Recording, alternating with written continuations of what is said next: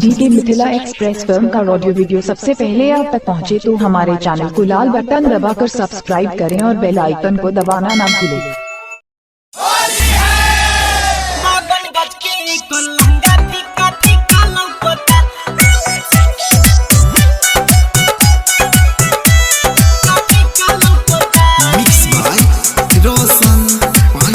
रंग घोर तैयार हाली कल तैयारी आजू रंगल जाई सभे भाहु जइयन के साड़ी आजू रंगल जाई सभे भाहु जइयन के साड़ी देखो देखो सैया देहई का लौकता 52 गज के एक लहंगा फीका फीका लौकता ओई छौड़िया के लहंगा फीका फीका लौकता।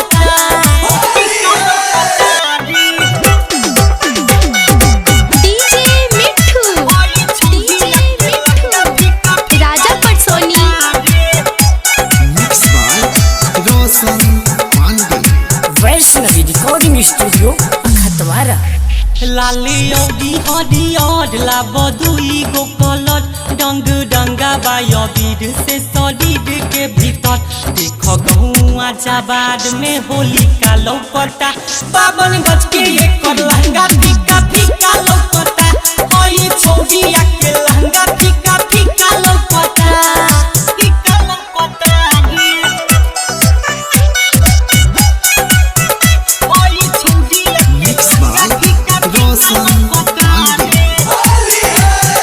हबे होली के माहौल रंग चोली एकर खोल ट्रैक्टर कांग्रेस संजी बिहारिया के बोल लागे नया रे ड्रेस नहीं फीका लौकता 52 गज के एक लहंगा फीका फीका लौकता होई छौड़िया के लहंगा फीका फीका लौकता।